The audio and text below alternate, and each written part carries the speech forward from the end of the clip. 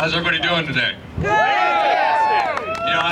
I'm not an Obama supporter at all, but I do like to quote the president when I say fired up and ready to go. You guys ever heard him say that? Fired up? Yeah, we are! All right. My name is Ryan Brooks. I'm a military veteran. I was born and raised in Spokane, Washington. I went to Afghanistan 2009, 2010. Came home.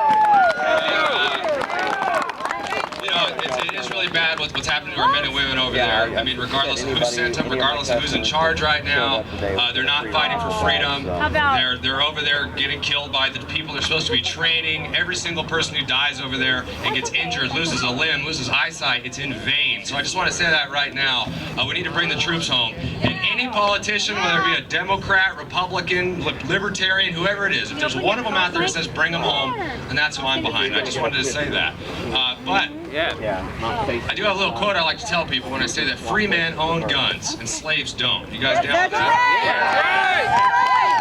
Free men own guns and slaves don't. Now, free men own guns, slaves don't. That's right! Now, there's another one out there that says they keep us divided so we can be conquered. Have you guys heard of that one? All right, I would hope that you guys would agree with me when I say that without a shadow of a doubt. Our nation is very, very divided right now. Yes, it is. Obama. Obama, Bush, Clinton, right? It goes all the way back. All right. What I'm trying to say here is, I mean, hey, we have a fairly nice turnout. Not as nice as the last one. Okay, hey, people are busy. They do what they got to do. They work. They work. But how many people out there, especially in Washington, I like to call them the trendies, the liberal people, they'd see something like this on my back and they would run in fear and cower. That gun has mind control, like Bob Costas talked about on Sunday Night Football. It's gonna hop up and shoot somebody. Do you think, because I mean, we have our media. Our media has been it's just abysmal. I don't even own a television. I don't watch it at all. I'll do a little shameless promotion. I actually do my own radio show on Orion Talk Radio called The Sound of Freedom. You guys can check that out. Sound of Freedom on OrionTalkRadio.com Monday through Fridays at 9 p.m. So please check that out. But what I'm getting at here is, okay, we have people here, and it's really encouraging to see that they know about the Second Amendment. You guys realize free men own guns, slaves don't, okay? No free man shall ever be debarred the use of arms, to paraphrase Thomas Jefferson. What is it? The Second Amendment is the liberty's teeth, something along those lines. George Washington said that. But how many people in this country do you think are not going to subscribe to that no matter what? Because they're brainwashed by our public schooling, by our televisions, by our public politicians, and they will see something like this. You see, they're not here, by the way, because we've got guns. Oh, you know, they're pretty scared. They're not going to show up, but they're still going to vote for the politicians that say we need more gun control. They're still going to think that a sign that says gun-free zone is going to keep someone from going in there and committing a crime. We are divided. Yes, okay, we are divided. And the reason why I wanted to get up here and speak tonight, folks, is because, or rather today, see, I'm used to being on the radio, I say tonight all the time. The reason why I want to speak is just to say this, okay? I have no doubt from what I've seen in Afghanistan, what I've come home to realize is happening to our once beautiful, proud nation, things are not going to get better anytime soon, folks. We look at the social problems in this country, we look at the economic problems in this country. No law is going to solve any problems. No politician is going to solve any problems. All of our problems start and stop with us. We live in a collectivist, progressive society, and it's been going on for over 100 years. Way back to Woodrow Wilson, Theodore Roosevelt, the creation of the Federal Reserve. I mean, it goes way far back. We're living in pretty much the result of that, and we're seeing it unfold in front of our very eyes. My own father, I grew up in a household with no guns at all. I couldn't even have a squirt gun. You'll never need a gun in this house, he said. But when I came home from Afghanistan, the first thing I did was buy this 44 Magnum right here, because I said, you know what? The Taliban can't kill me. I'm not going to get taken out by some whack job when I'm at Walgreens. You know, butter knife. I would bring it to my father's house and say, "Hey, Dad, check this thing out." And he's like, "Oh, hey, that's kind of a pretty piece there." You know? He started to kind of open up. Well, when I took him to the gun range, guys, ladies and gentlemen, that's when he was like a little kid, and I realized he didn't like guns because he had no experience with guns. He had no idea. He was a little kid. He was shooting this thing, and he was flagging people. I had to calm him down. But we have a huge group of people in society that don't want to shoot guns. They think they're scary. They think people who understand what the Second Amendment is really for are scary. They want to change the Constitution. I mean, who's that writer out there in New York?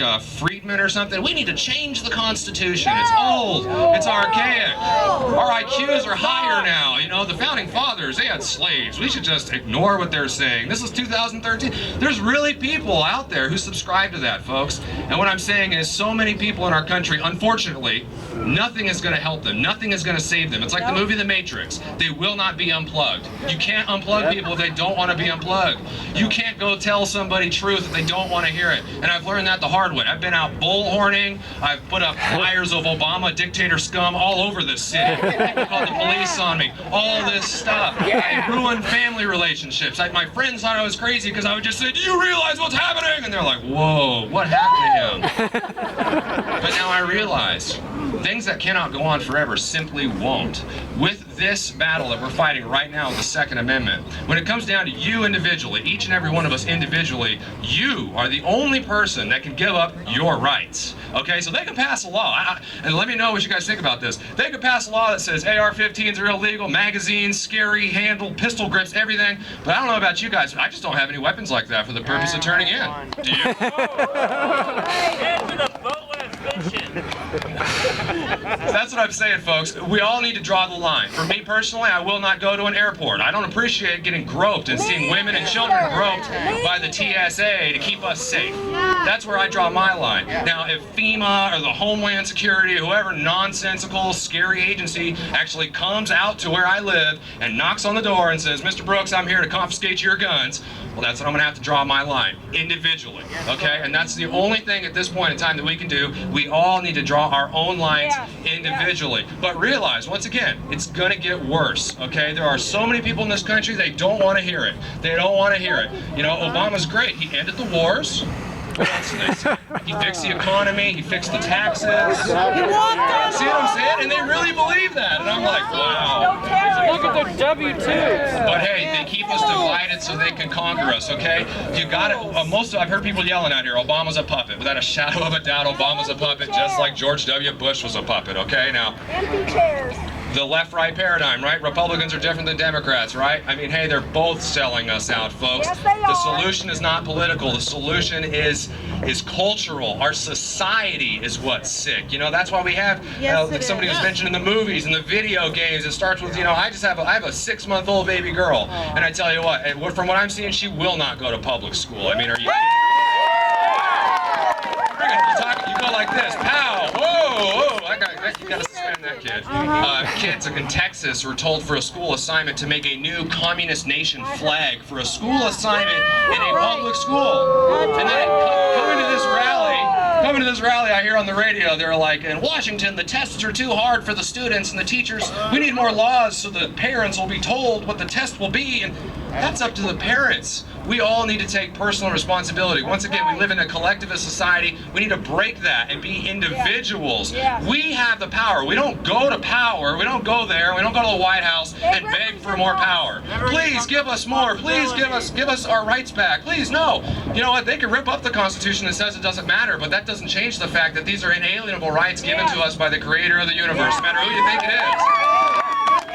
So, they can make guns illegal, but no matter what, it's up to you. What are you going to do? Are you going to be like the people down in Oakland and up in Seattle who are turning their guns in for their own safety? Is this 1984? I'm turning my guns in because it makes me feel safer. I tell you what, this gun right here is just going to hop up and shoot me. I mean, folks, I'm really happy to see you guys out here. Just keep the faith, stay positive, but realize, I can't say it enough, things are going to get worse. Ultimately, this is a distraction. Of course, they're making this huge debate about guns and all this stuff, but at the end of the day, okay, you can turn in your gun, the people that are silly enough to do that right now, if we have our currency crisis or economic problems that, it's at this point, folks, it's impossible for it not to. What's the debt? 16.7 trillion? What's up with that? That's just going to go away? That's America. Right. We have the private banks, Federal Reserve is printing the American money, loaning it to the government. Our income tax pays the interest on the debt that the government owes the Fed. I mean, it's so corrupt. So what I'm getting at, folks, let's try to look at this from a different perspective, okay? Love is the only truth. Everything else is illusion. They want us to be angry. They want us to go march on the Capitol and get in a big fight and do all this other stuff. I say just ignore them. Barry Soetoro, Barack Hussein Obama, whatever this guy's name is, I don't even want to give him my attention. He's not even worthy of it. You know what I'm saying? They're laughing at us. We're like, Barack Obama, I'm gonna get you, boy. You sold us out. Of course he did. It's a joke. He's a disgrace. He is such a Manchurian candidate. It's unbelievable. We don't know what country he's from, what school. His school records were sealed off for national security. His medical record. I mean, right? I mean, it's unbelievable. So, folks, we have more power when we become independent and we get off. We get every government dependency out of our lives, as hard as it is. I was born a city slicker and I got out. I'm out in the country. I'm out in Mason County living in the woods. I've got chickens that I have to slaughter. I'm trying to live off the grid. I'm trying to do everything I can to be independent. They don't control us. We empower them. You know what I'm saying? If we ignore them, they have no power. What happens if at the RNC or the DNC, nobody showed up? Nobody. No politicians, no protesters, and they would be irrelevant. You see what I'm saying? Ignore them. Our attention. We give them their attention. We give them our attention, and that empowers them. When Obama goes up there and makes a speech and everybody gets outraged, he's winning. The people who are controlling him are winning. So just know, if you don't believe me, there's a ton of information out there. It's going to get worse. Get ready for when that dollar dies. We have the fiat currency of the world, backed by nothing, being printed by a private bank, not even in our control. It's going to get worse. Yep. So keep the faith, keep your guns, draw that line, don't turn them in, keep spreading the word. That's what we're doing. That's the only reason why I came. To me, a rally or something, at this point in time, a rally is like if you have kids, you know, where your son or daughter slams a door on you to try to show like they're mad or they have power, you know? That's what these real power brokers, and I'm not talking about state legislators and congressmen and congresswomen, I'm talking about the big money power behind them, you know, the big lobbyists and stuff. So when we have a 1,000,000 man march and we're marching and yeah, you know, Tea Party or whatever, they're just kind of like, okay. All right. No, wakes them up. And even if that rally, I know there's been treason committed. I know people like Eric Holder, absolute disgrace to this country. Manit Napolitano or Janet, Mr. I mean, really? I mean, these people, I mean, without a shadow of a doubt, they violated the Constitution. Chief Justice Roberts, right, with his Obamacare. I mean, he's supposed to be conservative. They're selling us out left and right. A lot of them have committed treason, but remember all these trendies out there. It seems to me a majority, the people who have no clue, they live in this fake reality. Everything's fine, nobody seems to care. Guns are scary, I would never need one. I don't want to have gun laws, or I need gun laws. I don't want things to be like the Wild West. I went to college, I have a piece of paper that says I'm smart. All this stuff, they're not gonna, I mean, imagine what they would do if someone really went to the White House and gave Eric Holder what was coming to him, or so to say, said, hey, we the people are putting you on trial for treason, or something like that. There would be a huge group of people in this country that would be like, oh my gosh, these are the crazy domestic terrorists that I hear about on television. When I came home, the thing that got me on this trip, folks, is when I came home, I found out that the Department of Homeland Security says white military veterans are the biggest threat to the United States of America, not Al-Qaeda. Right. How many veterans we got here? Got some veterans? We got a lot of veterans. Veterans, you guys already know, you guys are the biggest threat because you know you're responsible with your guns. You know what you're doing with guns. And I'll tell you, getting out last year, there's a lot of sad children that are joining. I mean, look at the shape of our economy. How many kids are just joining because it's like, well, I had to get a good job. You know, I had to get some medical insurance, you know, just trying to do what I got to do, fighting for freedom. They go to Afghanistan, they get blown up, they don't do, you know what I mean? But we are under attack. The veterans are targeted, so just keep that in mind. I mean, what kind of Department of Homeland Security? We're supposed to be at war with Al-Qaeda, but meanwhile, veterans, white military veterans who wave the "Don't Tread on Me" and talk about Ron Paul and talk about the Constitution, those guys are the biggest threats to America. Well, I suppose we are the biggest threat to the new America, where they have military drills across the country from state to state. That's the new normal, you know? Indefinite detention that was put into place by Barack Obama and endorsed by Mitt Romney.